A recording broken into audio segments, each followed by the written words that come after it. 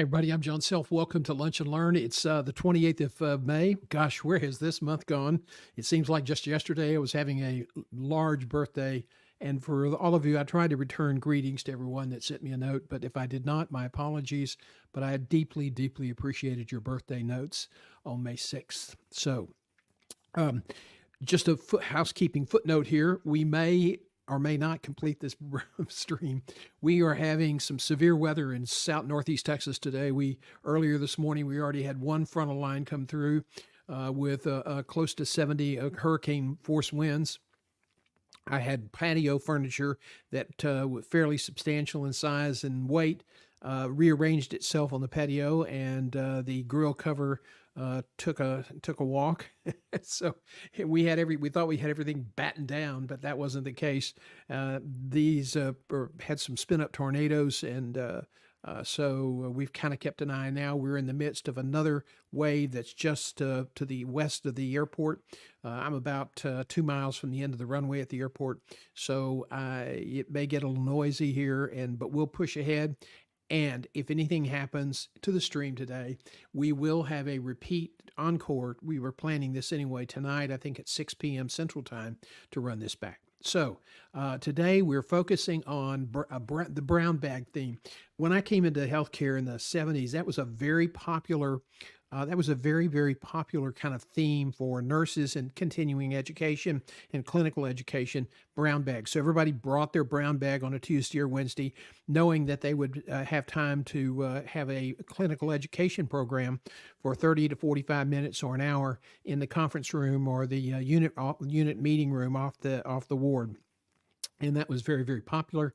So we just kind of paying homage to that theme today. We're focusing on career coaching and engaging your interviewer with your story and your success. And this is a key part of what's happening in today's market. And we're going to talk about that next here on the program. Background, in case you do not know who I am. I'm a former editor, crime writer, and investigative reporter back in my earlier days when the hair was all brown and I was much thinner. I became an aviation medical expert. I set up a lot of the original helicopter ambulance programs in the United States. Of the 13 or 14 I set up, all are still running but one. I built one of the largest networks of rural community hospitals for Herman Hospital, where I also was the implementer of LifeFlight. I led the team. There was a lot of great people in that. I mean, it was a lot of fun back in the 70s. Global clinical recruiting. I've worked in 6 countries on 4 continents. I've interviewed more than 9,000 executives. I've been an executive career coach since 2015, and I've taught the ACHE interview course for more than 10 years. That's a global organization for healthcare executives. So I've been around. I have a lot of experience. Now, let's talk about today's takeaways. I think it's always important to kind of highlight those up front. First of all, we want you to understand why managers and executives continue to struggle to find a job. And although we've talked about that, we've run quite a few articles about that. The newsletter has covered some of that. People are still, bad news travels slowly sometimes, and people are really confused. If the economy is so healthy, if we've created so many jobs, why are executives and managers struggling for a longer period of time to find a job? Then we'll talk about how to capture the interviewer's attention in the first 90 seconds. That's absolutely critical. And people who don't go in to an interview with that is one of their goals are making a serious mistake. Then we'll talk about the process for identifying the stories you will tell. That's what gets people involved. That's what draws people in. They like the story approach to you telling how you turned something around or how you improved a business or helped an executive through a problem and to grow his career as a mentor.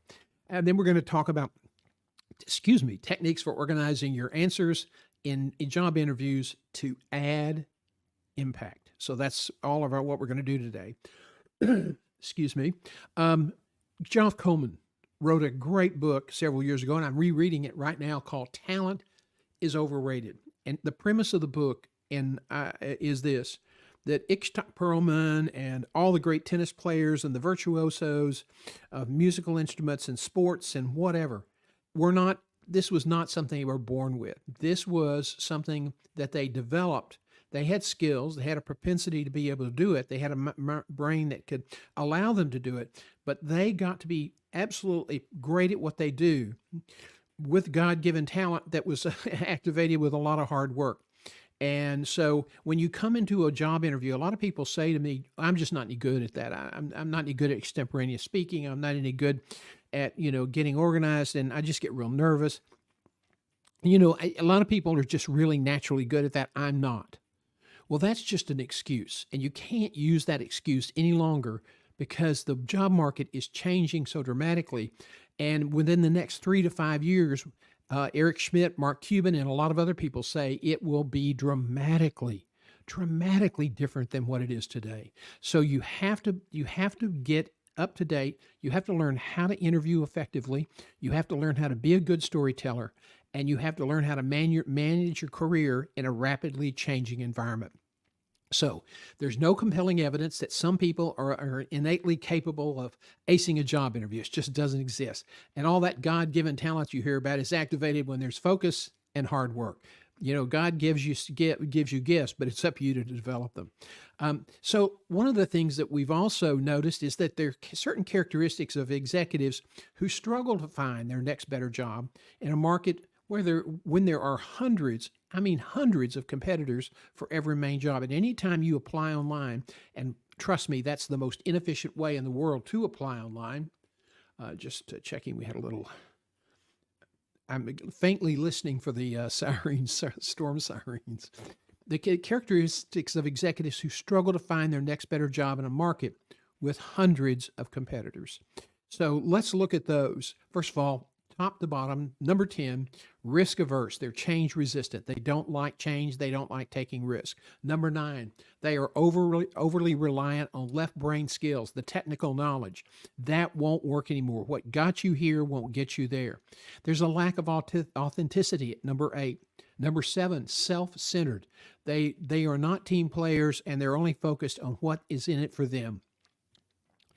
Number 6, they do not have a written career plan. They're winging it, even though the research is very clear and shows that people with a career plan do better than those who don't, and they tend to make more money than those who don't. Number 5, fail to build and sustain a visible career brand. Doing a good job is not going to build your brand anymore because people are still involved in recruiting, but machines are the people now identifying the candidates.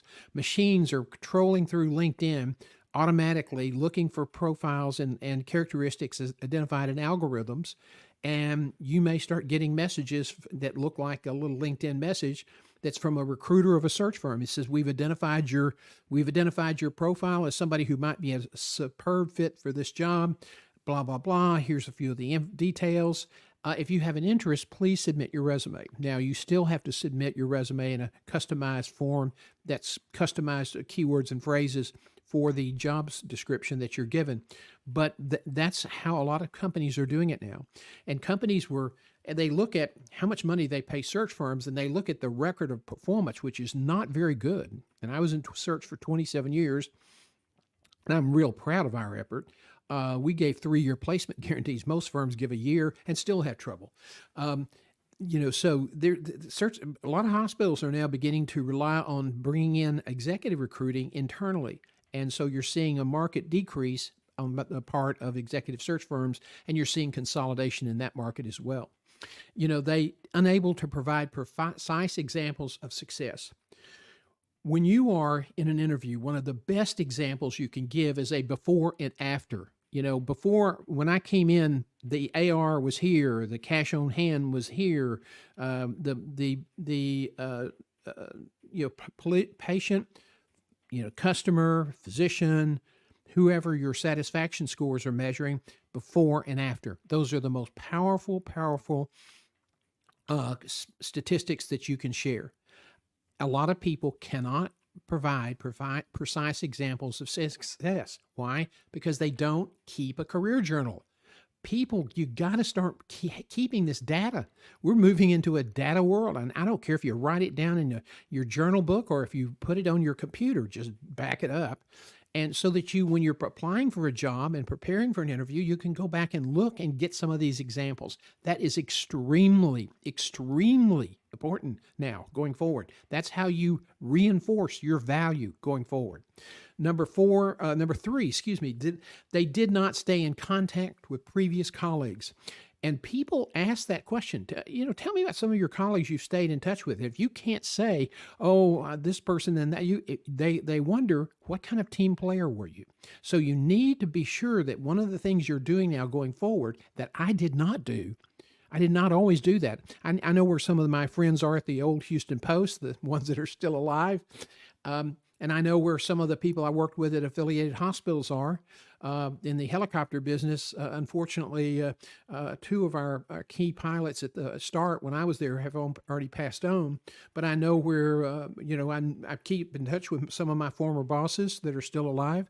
And so it's really important to maintain contact with your former network. They could end up being a great, great source of information for you in terms of just networking. But if you treated people bad, and you didn't stay in touch, and you weren't nice, and didn't send birthday or Christmas cards, they're not going to help you, because helping people, it's all about, gee, he was really good to me, and when I was working there, I really appreciate it. Bill Smith, the CEO at Herman Hospital, passed away at the start of the pandemic. But he was really, really good to me, and we stayed in touch until his death. I was with him 3 days before he died. Bill Young, who lives in San Antonio, was a great, great influence on me at Herman. Phil Mayu, who was the aircraft CEO who's passed on, was really, really instrumental in helping me build my career. And I stayed in touch with a lot of those people while they were still alive. And you need to build your network of people that are going to help you according to your plan where you're moving forward, but also people you worked with in the past. Number two, they do not have a robust network. In other words, when they lose a job, the only option they have, because they don't know anybody, they haven't kept in touch with people, is to apply online. And your chances when you apply online are about 150 to 1. And sometimes it's 400 or 500 to 1 for the really, really good jobs. So that's kind of craziness. You don't want to do that. Networking 3.0 is basically networking that is really geared to your strategic plan, your written career plan, and where you're going, where you want to be in terms of and within an organization, and where do you want to be geographically? Because if you're going to build a network, that network needs to be aligned with what your goals are. So that's extremely important, and we hope that you'll really consider doing a career plan. If you need help, we can help you. Become a member of our organization, and it'll really get access to a lot of resources. And finally, they did not think that the job market turmoil would impact them. Holy cow, are there going to be a lot of people surprised. Now, before we move forward, let me tell you about a few changes in our company. We've kind of got to a good stopping point. We can talk a little bit about that. On August the 1st, your career community member fees will increase. Now, your career community is a small group of people. We are trying to grow it. It's basically a forum to be able to ask for help, get access to online video courses whenever you need it, unlimited access as long as you're a member of the organization. Instead of paying $200 or $300 for coaching an hour, you can get live one-on-one coaching for $75 an hour. And my rate's usually between $225 and $250 an hour. So I will discount to our members, and I'm glad to help you. But this is getting really, really hard. The job market is more challenging than ever before, and we're going to talk about why in just a minute. Now, the founding members, if you become a member and sustain your membership before August 1st, it's $49 a month. On August 1st, it will increase to $59 a month. So we hope that you will join, and we hope that you will become a founding member and participate. On, let's see, August 1st, I think it is, this stream, we had, yesterday we had a lot of pollen in the air, and apparently it has not all left the air yet, so my apologies. Lunch and Learn, which is this live stream, will be a members-only event beginning in August. So we hope that you'll become a member and get access. We do 2 to 3 or 4 of these events every week. And so we'll hope you'll become part of our group, our community, and we're here to help each other. So And we'll start meetups, and we're really looking for people who want to contribute and who have ideas how we can grow this group. So we hope that you'll join us. Okay, now when you are in an interview, there's something I don't want you to ever say, ever, ever, ever. I don't want you to say the F word. Now, before I tell you this, and I know you can probably guess it, a hat tip to Mel Robbins, who shared this with some of her the people that were attending a conference, and it's really brilliant. So don't say the F word in an interview. When you meet somebody, don't use that word at all. What word is that? It's fine. How are you? I'm fine. Did you have a good trip? Yes, it was fine. Fine, fine, fine, fine. What does fine say? Well, fine says to me and a lot of other people, you don't have any imagination, no energy, no enthusiasm, no creativity, no accountability, and MFH, no future here. So when somebody says, how are you today? Don't say fine. Just say, I'm really terrific. I'm excited to be here. Thank you for asking. Okay. Some people say, oh, that's just a butt kiss answer. Hey, you want to say fine, you do so at your own risk. I encourage you to say, I'm delighted to be here. Thank you. I'm really enthused and look forward to our conversation. Why? Because people want to hire people who are enthusiastic. Enthusiasm is an incredible magnet, and it'll draw people to you. So don't be ashamed to be enthusiastic. Now, here's why this is also important. In your first 90 seconds of a job interview, you have to be able to show your imagination. You have to be able to demonstrate your energy. You have to be enthusiastic. You have to be able to flash your creativity. You have to be able to embrace accountability. You have to become someone they can't ignore. George Clooney said that when he was struggling to break into the movies, he came from, let's be honest, he was sort of Hollywood royalty. People knew his aunt, people knew his parents. He should have not had any trouble, but he really couldn't find work.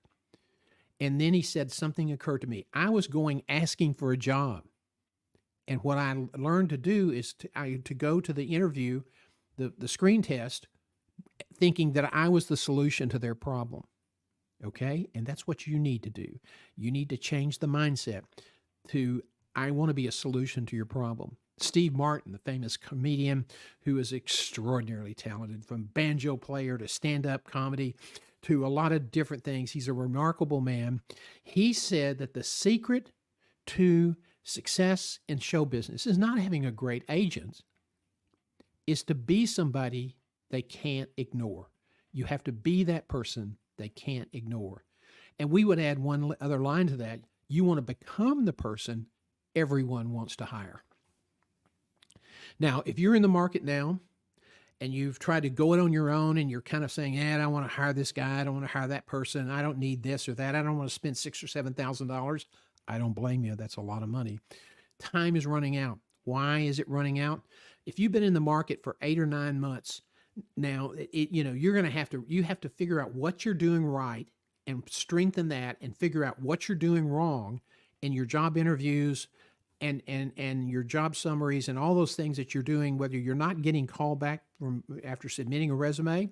That's a fairly common problem. It's one we can teach you how to fix. Okay. But if it's one that you, where you're not closing the deal, where you're getting to the finalist and you're just not getting the job, the time's running out. So you have to fix that problem now, because after about 14 or 15 months, you're going to get into no man's land. People are going to say, gosh, this person's been out of work for a long time. Why? Maybe we don't want to take a chance on that person, even though they may be extraordinarily qualified. The longer you're out of work, the more challenging it gets. It just becomes a tough road to hoe. It becomes an terrible emotional weight around your neck. It becomes an emotional anchor for your family and your friends. Look, this is a numbers game today, and it's a game about connections, having a network, knowing where you're going so that you can concentrate your networking, and then it's a numbers game. You've got to be able to get your name out in front of people who can do the most help, can give you help to get to where you want to be. The competition is only going to intensify. The competition is only going to intensify. Now, let me take a brief second here. I think that this is one of the things that where I want us to take a pause and say, what the hell's going on? Why are so many people having trouble at the management and executive level finding a job?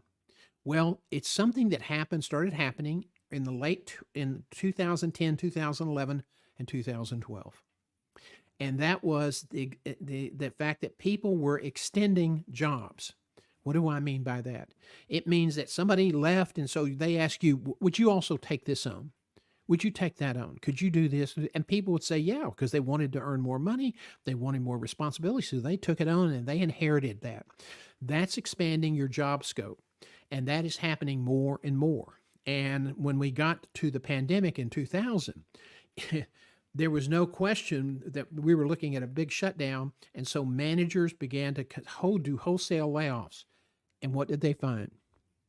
They had to do it for financial survivability. But what did they find? They found they could continue to do really good work in most cases, not all cases. They continued to do good work with fewer managers and executives. And so that means that now that we're out of the pandemic, you notice the management and executive hiring has not substantially increased, and it probably will not through all of 2024 and probably into 2025. So if you are in the job market, if you find yourself, whether you want to expand and grow your career, take the next step up, or whether you've been laid off and you've got to find a job to get back in the game, you have to show up with your A game. From the moment you start getting into the market for understanding your value, submitting your resume that's customized for the specific job summary that you are applying to have the best references possible, that you're not waiting till the last minute to scrape together some people who will say good things about you, you must be exceptionally prepared for the battle, because that's what it is. It's a very, very, very challenging and difficult marketplace right now. Now, let me tell you something. We talked earlier about how important it was to be prepared for, the job interviews. And let me tell you something, that first 90 seconds is absolutely critical. It is absolutely critical. So you have to be prepared for that first question. And more often than not, this is not a guarantee, but it is more often than not, the first question you're going to get is, tell us about yourself. How are you doing? Tell us about yourself. Well, first of all, we've already agreed. Okay. Did we agree? Nobody says fine. Okay. The F word is not allowed anymore in job interviews. How are you doing? Fine. No, I'm doing great. Thank you for asking. I'm delighted to be here. Well, yes, I'd be delighted to tell you about myself, and then go into an answer that you've already worked on because you know it's coming, and you've got it timed down, and you tone it and tune it for the job summary that you're applying to. And if you know something about the CEO or the hiring manager, and you know that they like certain things done a certain way, or they like people who want to be accountable, etc., you work that narrative, work that into your narrative on your first 90 seconds, not at the end of the job interview. Oh, I forgot about that. No, the first 90 seconds, you need to get those key issues in play, that you are the person that they can't ignore. You are the person who, is the solution to their problem. You are the person that everyone else wants to hire. Now, when you get those questions, let's talk about a lot of people. They have a lot of knowledge, they have a lot of experience, they've accomplished great things. But when they start trying to say it, when they start trying to put it into a really good narrative, which is so critical today, they begin to mumble, fumble, stumble, and bumble along. And I'm one of those guys as well. Well, here's a big idea. First of all, when you get a question, okay, what was one of the biggest challenges you faced in the implementation of the helicopter program? Aside from not knowing a lot about hospitals and nothing about helicopters, not much. One of my answers, and it's always fun to use a little self-deprecating humor. I said, I can recognize a hospital only 3 out of 5 times, and I knew less about helicopters. Other than that, I was absolutely supremely prepared to do this job. And people will usually smile and laugh and to say, I found that there were things I didn't know that I had to learn in a hurry. And I ask a lot of questions because I'm naturally curious. And I also was extremely enthusiastic because I really believed in the concept. So you want to attack the answer. You want to attack that first answer and give a summary response. Don't get into too much detail. Give a quick response. In the old days, when you read a newspaper, the first paragraph, if it was a correctly written news story, always had the who, why, when, what, and where. The key elements of what was going on. Well, in your story, in your answering, what was key to the turnaround? Give the big answer. Cover everything else you want to touch on, and then in the second paragraph or the second sentence or the second phase of your answer, give them some more detail that fleshes out your first summary sentence. So in answering a question, first of all, you answer with the big idea. This is what we did and this is how we did it. Now let me share and break down some additional details to show you how we put it together. Don't get carried away. Do not get down into the weeds too much, because if you're interviewing with a lay board, they may not have that much of an interest. And if you're interviewing with a senior VP or a CEO, they've got maybe an hour to do this interview. So you want to always say that we did this, this, and this, and this. And we were successful because of these issues, and I'm delighted to give you additional information if you need it. So give them a good answer and do it in a way that is respectful, that plays to likability. Why do I say that? Because people are going to hire candidates who are qualified, but they're going to hire the candidates they like. They're going to hire the candidates they trust. So when you're answering the questions, you need to build rapport with the person that's asking the question. And that's extremely important in this process. And you want to provide relevant details, but you don't have to get down into the weeds too much to just impress them with what you know, because that's not what they want is an answer to the question they ask, not that you know something about regulatory compliance in a certain situation, unless it's extremely relevant. Do not overdo it. Don't lose them. That's really, really important. And keep in mind when you're presenting the information, there's a certain element of performative responsibility here where you have to perform a little bit to try to connect with them, because this is what it's all about. People are going to hire people they like and trust. And the trigger for that is going to be some emotional point. And so you have to be mindful of that and look for ways to trigger it. Now, one of the things I say to a lot of my special premium coaching customers, and we also, in addition to our Your Career Community group, we also have a premium package. But one of the things I tell the premium people in one-on-one weekly coaching is that no one's coming for you. No one's going to just come in and magically help you find a job. This is going to be a row that you have to hoe, as my grandmother used to say, talking about gardening. You're going to have to hoe that row. And so you have to understand that nobody's going to come in. It's somehow magically just not going to work out. Okay. You have to understand your value. You have to construct your value brand statement. That is, really the underlying information that you're going to use when somebody says, tell us about yourself. Okay. You want to think about what is your big wow? Because underneath that value brand statement, you have a big wow, something you've done that's pretty spectacular, whether it's the Lifelike program like I did, or building, one of the largest not-for-profit rural community hospital systems in the country in the 1980s. And so, those are big wows for me. The helicopter program, and that's a big wow. And starting 2 search firms, global search firms, and traveling to 6 countries on 4 continents to do recruiting. So those are all the big wows for me. And you have yours. And you need to understand what they are, and then learn how to use them in a way that triggers emotion and builds trust and likability.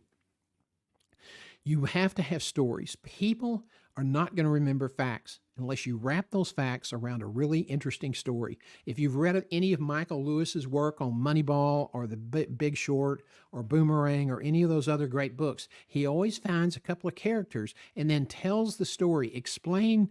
He didn't start to write a book about certain people. He started to write a book about a subject, and he picked people to help him explain how it works. And that's what he did with Billy Bean and Moneyball. And so you have to think about when you're trying to communicate your value to an interviewer or the hiring manager, the CEO, whoever that is, you have to be able to, sometimes it's just great to be able to use a story in that process. And stories are things that help interviewers remember important information about you. And it's very, very important to build trust and foster likability. And you know what that is? That's money. That's the money place to be. And as Guy Fieri likes to say, shut the front door, because that's where you want to be. Now let's talk about the core and categorical technique. This is another way to help prepare you for job interviews, and this is really essential. If you're not doing all this work, you're going to have trouble competing. You're not going to do as well as you think, because what got you here is not going to get you to the next step. Core and categorical form is really a way of breaking the job down into the categories. Human resources, okay? You've got that element of the job. You've got financial operations. You have a budget that you have to bring in, and your expenses have to be within the budget. You may have governance. That's reporting to your boss or reporting to a board. You may have marketing responsibilities, and that may include, recruiting, key people. It may include, leading the charge to improve sales, that sort of thing. So every one of those elements of a job, you break it down and you take our core and categorical form that you can download from our website at johngself.com. And you have to register to do it, but there's no cost for it. And you download it. And so let's just say your first category is operations. Okay. What are my strengths in operations? What are my 4 signature strengths in operations? Write those down. What are my weaknesses? 2 or 3 weaknesses. Put those down, because you may be asked about that and you may not like it, but you still have to answer it. So it better be prepared. If you have a question, you go, oh, dear God, don't let them ask about that. Have a great answer prepared, and then you're going to take that off the table. If they ask it, you've still got your best possible response, okay? And you're not going to be sitting there distracted thinking about that with your right hand while you try to answer questions from the interviewer with your left hand. So it's really, really, really important to really get prepared. And the core and categorical form will help you do that. And this is what it looks like when you print it out after you've downloaded it. And I will tell you, it's really easy to use. The categories that I mentioned a minute ago, there's operations, finance, sales, revenue, human capital, governance are very common.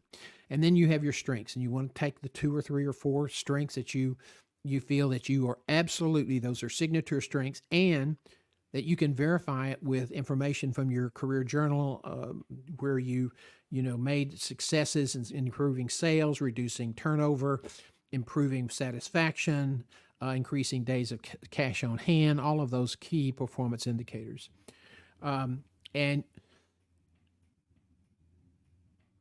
well, that's not a Harley out there roaring away. That's the weather.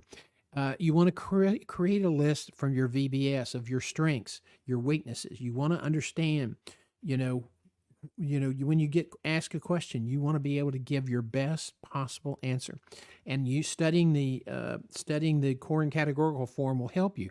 Why? Because you're going to list in the core and categorical form for every one of those categories.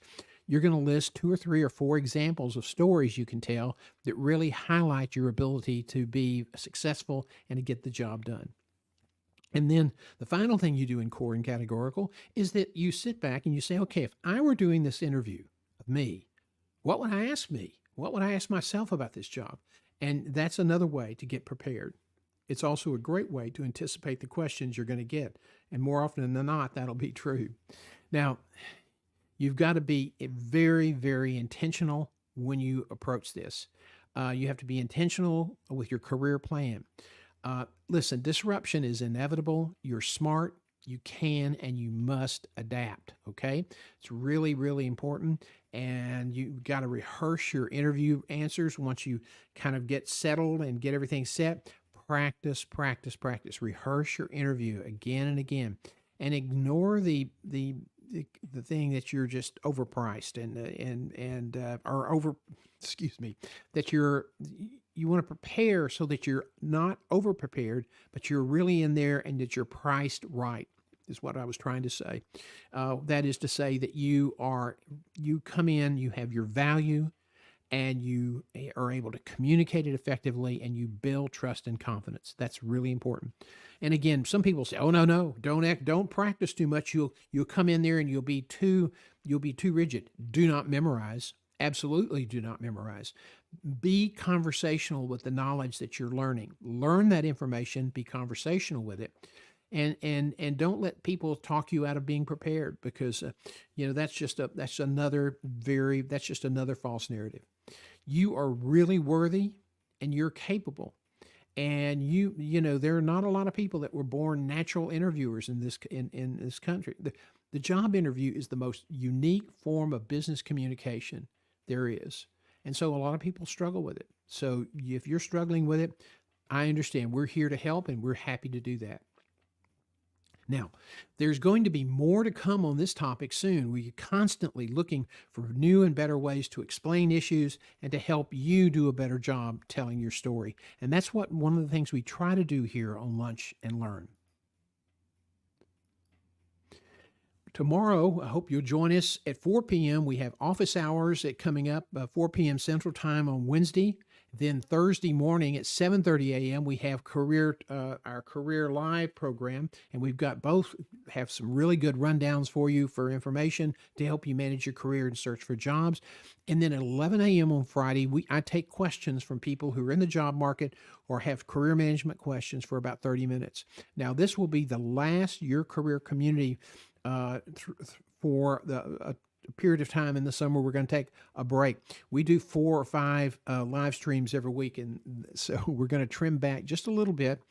And that was one that we felt like we could put on hiatus and take some time off and try to continue to build our network program, our Your Career Community network in terms of members.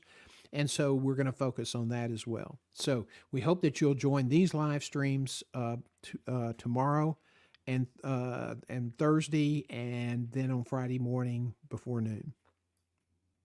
Now, there will be a replay of this program tonight at 6 p.m.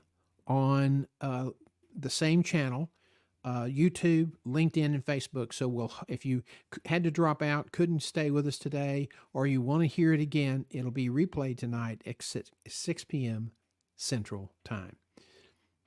I want to thank everyone that joined us today. We're coming up on 45 minutes, and we say an hour, but we try to do 45 minutes. Hopefully, as we get more members, we'll have more questions. And so anytime you have questions on any of our live streams, you can always just drop them in the chat box. If you're watching us on the YouTube platform, Guiding Your Career, John G. Self, it's very easy to do that. We invite you to ask questions. It's just a good way to when there's good two-way communication. That's a great way to share information, and so I hope you'll continue to do that. Thank you again, everybody. We'll see you tomorrow at 4 p.m. for guiding your career for office hours, and we're looking forward to presenting that program to you then. Thanks, everybody.